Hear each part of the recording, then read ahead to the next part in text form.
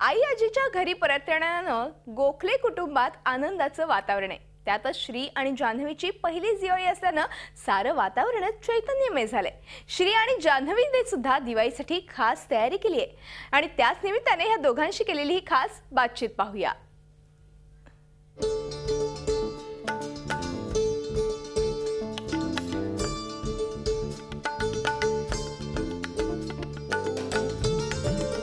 सध्याची लोकप्रिय मालिका होणार सोनं मी या घरची या मालिकेच्या सेटवर आहोत आणि अर्थातच जान्हवी आणि श्रीची पहिली दिवाळी आहे।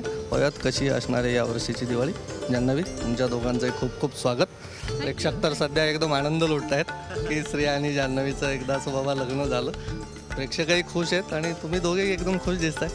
हो, एकदम डेफिनेटली खुश आहोत, कारण की तुम्ही मालिका पाहतच आहात तर लग्न हे सहजासहजी झालेलं नाही आहे।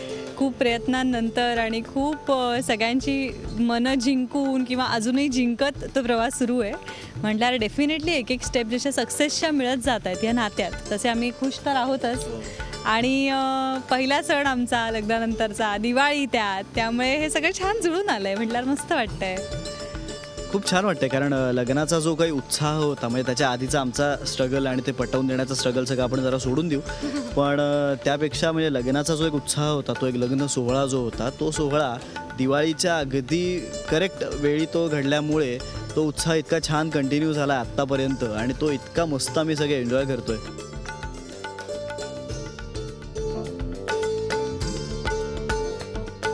वेगवेगळे पदार्थ, चकली, चिवडा, काय लाडू वगैरे। आता मग तू काय तयारी केलीस की नाही? अगदी मी हो, माहितीये बरं का, लक्ष आहे अगदी। हो, कारण तो रवा भाजण्याचा वास आला वर, त्यामुळे लगेच मला कळलं की हां, लाडवाची सुरुवात झालेली आहे। बरं, म्हणजे आमच्यासाठी ह्या रूममध्ये गार्ड झोपलेला असतो दिवाळीच्या दिवशी, आम्ही कामं करतोय, पण हे बरोबर पोहोचत असतात खबरी। येस, डेफिनेटली माझ्या म्हणजे श्रीच्या आई, खऱ्या आई आणि श्रीची मावशी अशा दोघींबरोबर मी लाडू बनवलेत आज। आणि रात्री जागून चकल्याही करणार आहोत आम्ही, जे असं मी ऐकलंय की श्रीची सवय आहे की तो चकल्या करायला बसल्यानंतर तो हट्टाने येतो, कारण त्याला त्या अशा पाडायला खूप आवडतात आणि त्या दिल्या नाहीत तर लहानपणी म्हणे तो खूप रडायचा वगैरे। तुम्हाला सांगून टाकलं मी।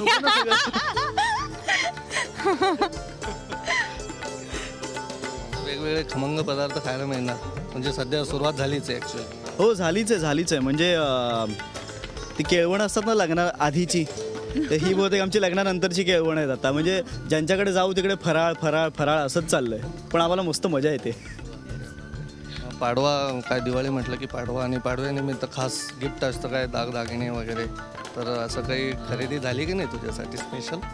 म्हणजे माझा असा अंदाज आहे की पाडव्याच्या दिवशी, दिवाळीच्या पण दिवशी असे मला वेगवेगळ्या दिवशी वेगवेगळ्या गिफ्ट्स मिळतील असा एक माझा अंदाज आहे। पण बघूया, ते सगळं सरप्राईज असेल। अजून काही माझ्या नवऱ्याने मला सांगितलेलं नाही आहे। मग सरप्राईज आहे ना ते, आत्ता सांगितलं तर मग काय गंमत, त्यामुळे ते सरप्राईज राहू देत, पण आहे मोठं सरप्राईज आहे।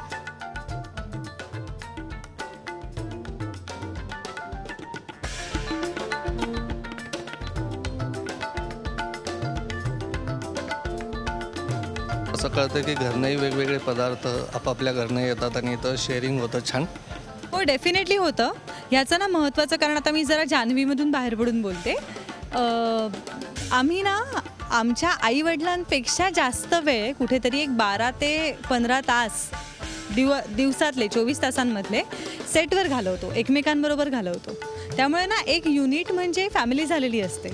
बरं, मी सातत्याने सांगते, आमचं जे प्रोडक्शन हाऊस आहे मंदार देवस्थानींचं, त्याला खूप चांगलं कळतं।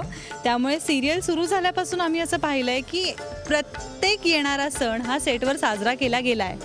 त्यामुळे ह्यावेळी सुद्धा जर हेक्टिक झालं आणि आम्हाला दिवाळी शूटिंग करावं लागलं तर आय एम शुअर आम्हाला घरची कमी जाणवून देणार नाहीत। आता ऑफकोर्स आईबाबांची आठवण ती तर असणारच आहे बरोबर, पण कामाच्या व्यापामध्ये नाही, आपल्याला काही वेळा नाही लक्ष देता येत, पण ती कमी इथे सेटवर नक्की भरून काढली जाईल।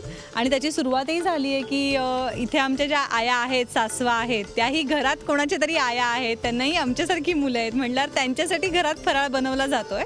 त्यातला एक डबा हळूच आमच्या दोघांसाठी पण इथे सेटवर बसतोय. सो मज्जा येते, घरचा फराळ मिळतोय, घरचं जेवण आम्हाला रोजच मिळतं सेटवर, पण असं छान घरचा फराळ पण, त्यामुळे एकंदरीतच वातावरण खूप पॉझिटिव्ह आणि असं एकदम उत्साह आहे सगळ्यांना, मज्जा येते काम करायला. खूप छान ट्युनिंग आहे तुमच्यात. म्हणजे आपण आता नुकता जो पुरस्कार सोहळा झाला त्याच्यात पण म्हणजे कोणाला बक्षीस मिळतं नाही, पण ह्या जे खालनं सुरू व्हायचं एकदम तुम्ही स्टेजवर केले की खूप छान ट्युनिंग आहे. सगळी टीम जी आहे खूप मस्त आहे. त्यामुळे कदाचित तुझं मुंबई पुणे मुंबई जे काही काय आटापिटा असतो त्याचा सीन बिलकुल येत नाही. शीण तर कशाचाच येत नाही मुळात, कारण रोज मुळात आम्हाला ना समाधानाची झोप लागते, कारण खूप चांगलं काम करायला आम्हाला मिळतं. ते चांगलं सतत झोप लागते. सॉरी.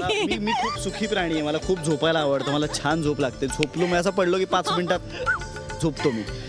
पण अपार्ट फ्रॉम दॅट कामामुळे जी एक समाधानाची झोप असते ना, तर ती आम्हाला रोज मिळते की एक खूप चांगला काहीतरी सीन केला आहे किंवा खूप चांगला दिवस आज गेला आहे, आणि जे अगदीच कोणाच्या घरात घडू शकेल तसं काहीसं काम आम्ही करून लोकांसमोर सादर करतोय.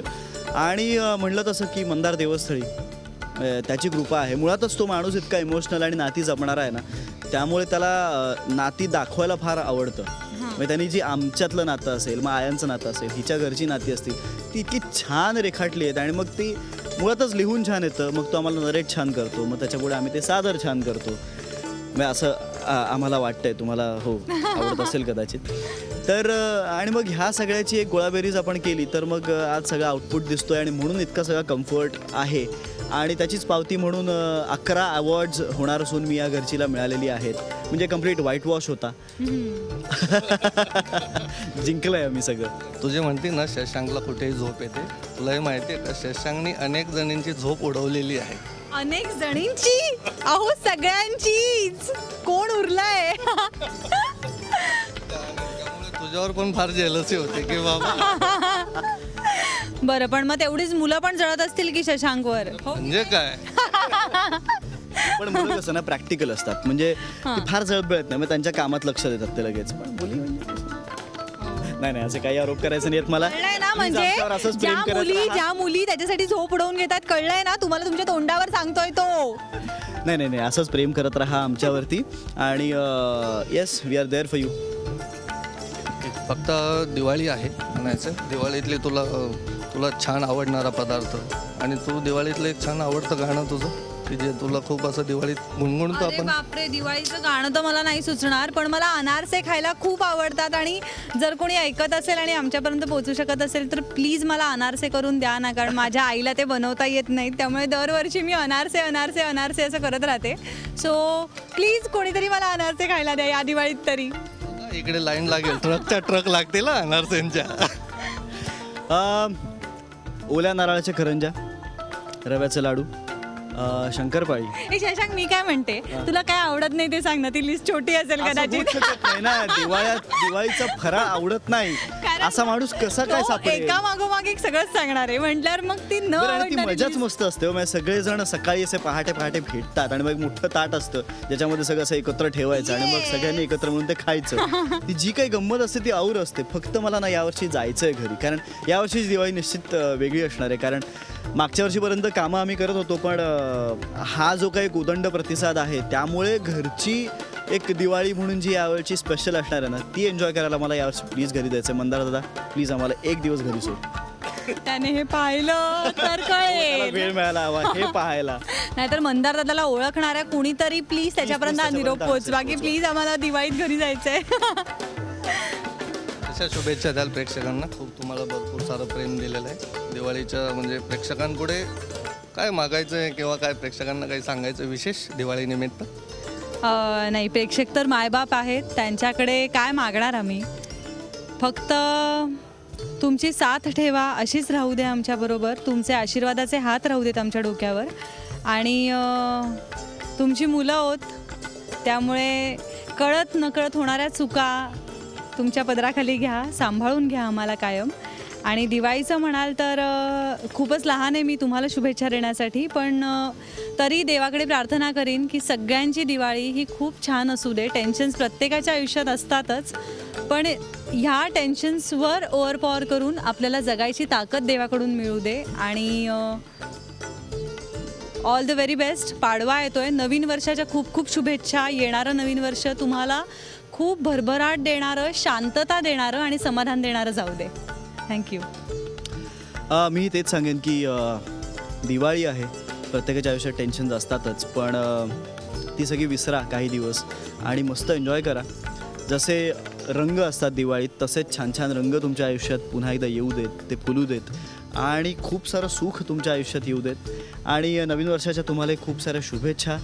फटाके उडवत असाल तर ते उडवा, पण कोणालाही त्रास होणार नाही याची प्लीज काळजी घ्या. आणि बाकी काय मस्त एन्जॉय करा आणि धमाल करा. खूप खूप शुभेच्छा तुम्हाला आणि हा प्रवास असाच आनंददायी ठरो तुमचा यापुढचा पण. Yes, thank you. Thank you so much आणि happy Diwali. Happy Diwali. Zee 24 तास, एक पाऊल पुढे.